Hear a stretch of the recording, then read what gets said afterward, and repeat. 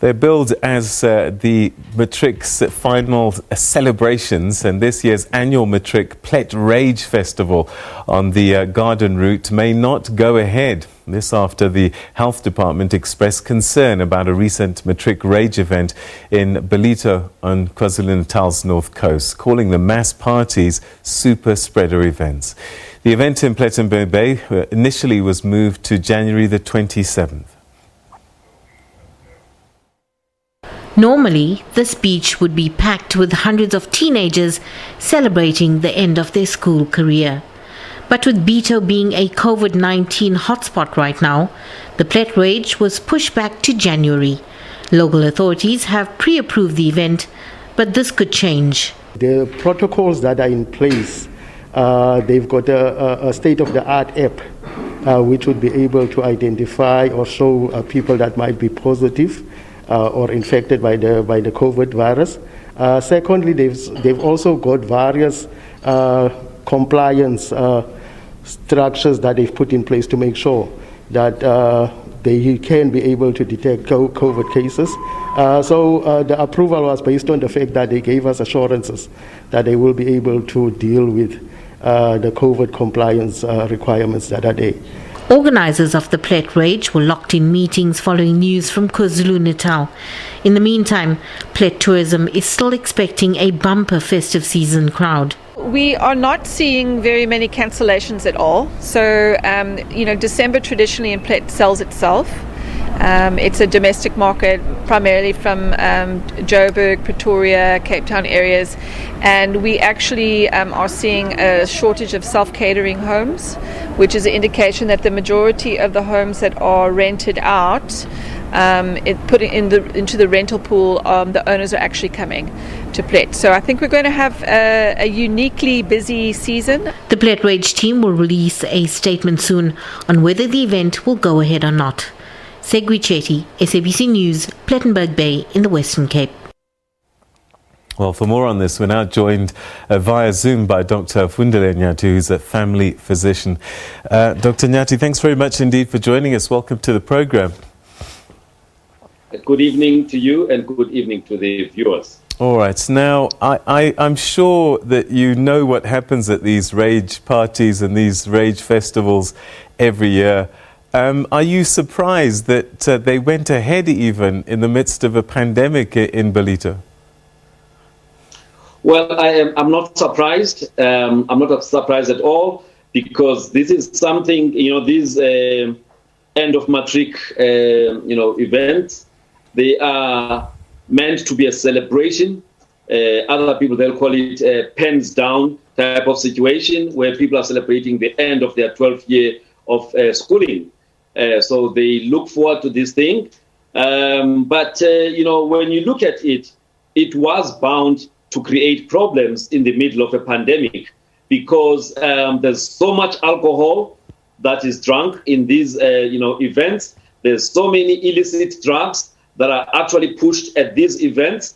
The numbers are usually uncontrollable, in these events. And so I just don't understand, in spite of all the reassurances that they gave to the local authorities that there will be an app that will trace and will, people before they are admitted, they'll check their temperatures, they'll check this, they'll check that, and they'll be given, a pass in or not, So for me, it is not a surprise. This is something that should have been anticipated. I think the local authorities who approved this really did not think this through. But for the people who are organizers, obviously for them, it's an opportunity to make money at the expense of these adolescents who are naive. So obviously for them, they had to try and give an impression that all will be well. But obviously we have now seen from the Ballito Rage that things did not go right. And that's the reason why we are talking about this now. So I think one of the problems is that people expect everyone with COVID-19 to be symptomatic, but we now know that a vast majority of people will not be asymptomatic, but will be spreading this disease. Exactly. And I mean, again, this is not new information. If maybe this was still, in March or April, where people didn't know much about this virus. We all know that a significant percentage of people who are infected with, SARS-CoV-2, who've got the COVID-19 disease, do not present with symptoms. Or if they do, some of them, they just have mild symptoms. So they may not be able to be picked up if they are doing symptom screening. And so those kind of people would have been allowed, even though once they are inside the event, then they would be able to spread the infection to the others. And what I've seen on the videos of this rage event, there were just a few people who were wearing masks, but the majority of the revelers, they were not wearing any mask, and they were in close proximity. And that's actually a good recipe for actually spreading this virus, because the virus doesn't have legs. It needs people to be close together within close proximity, less than 1.5 meters, and then they spread it like that. And that environment was an ideal setting for such a spread of the virus. Do you think that perhaps what's happened is, when you go into the shops, when you go to the mall, the one test that you get is your temperature, and that seems to be the only test that one gets. And one creates an impression, I suppose, that if you pass that test, you're fine. Well, actually, even that, the whole thing of just doing the test, firstly, the guys who are doing the test are security guards. They have no idea of what they're doing. They've just been told anyone with 38 and above, don't allow them in. Most of them, the technique is wrong. The machines, they seem to be inferior kind of machines. You get 32 degrees, 33 degrees. So really the whole process of screening using those machines, actually it defeats the whole purpose. So that's number one. So that to me is not the best way. And also the symptom check. If people really want to go in, they will not tell the truth about, the symptoms and whether they've been in contact with somebody within the last 10 days or so.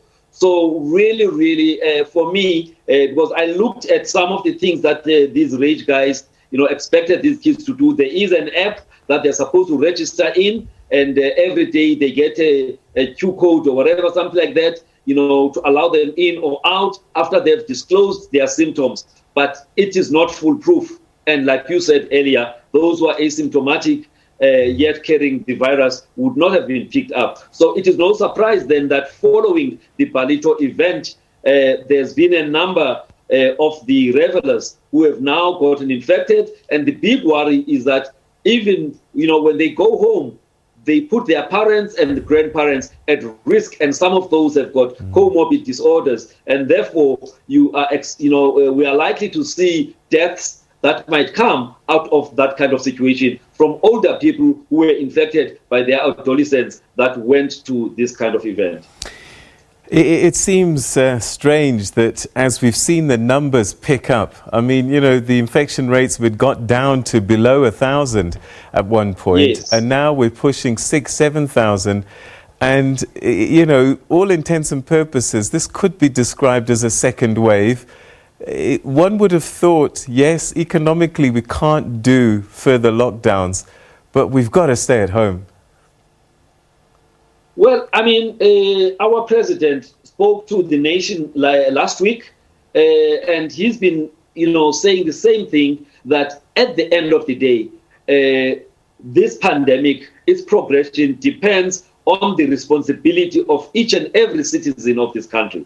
However, there are those who, because of their age, that is the younger guys, who think that, this thing is really for older people. It is them who are actually, getting complications. But we are still seeing, younger people. Yes, the numbers are not as much as those who are older, who are actually getting severe infections, which may land them in ICU. I read a report earlier today that 2 hospitals in Durban, the ICUs are actually, full to capacity because of, the load that they've been receiving, over the past few days. So it is a problem.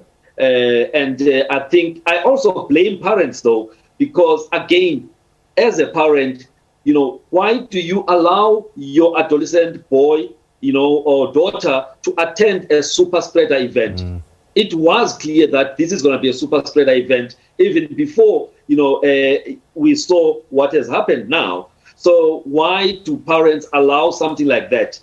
So there is a sense of invincibility, a sense that this thing, even if we get it, it's mild, but we don't think these things through. And the parents who are allowing these are actually putting themselves at risk. So for me, there's a bigger question that needs to be posed to the parents. There's a bigger question to the municipalities who allowed this kind of thing. And I think the organizers have got a lot to answer for. As much as now they have cancelled some of the events, like the Jeffreys Bay one that has been cancelled. All right, as we start to wrap, I'm mindful of this time of the year, people love to travel. Durban, Western Cape, Plett, you name it, there will be a lot of traveling. Is there a safe way to do this? And what would your best advice be? Well, I think the advice is the same. If you really have to visit Cape Town, Port Elizabeth, East London, Durban, if you have to go on holiday, you can't stay at home. Then you need to adopt the precautions as we know them. Make sure that you mask all the time. Make sure that you sanitize all the time. You keep that safe distance, between yourself and the others. I obviously understand that when you are at the airports, for example, it's not always possible to do that, but it is up to each one of us to try and protect ourselves, avoid gatherings, where there's going to be a lot of people, especially indoors. So those are just the precautions that we should all, take as we consider. A lot of people have been sitting at their homes because of the lockdown. They are tired of being in their homes. So it's understandable that they would want to move to some place. But even if you do go to the holiday place, make sure that you do like you were supposed to do when you were in your own house. Keep to the house, go out when it's absolutely necessary, and mask up, use sanitizers, wash your hands, and avoid gatherings. That's what I would tell, the people out there in South Africa. Dr. Fundile Nyati, always good to talk to you. Thanks so much indeed for your insights today. Thank you, Peter. Thank you.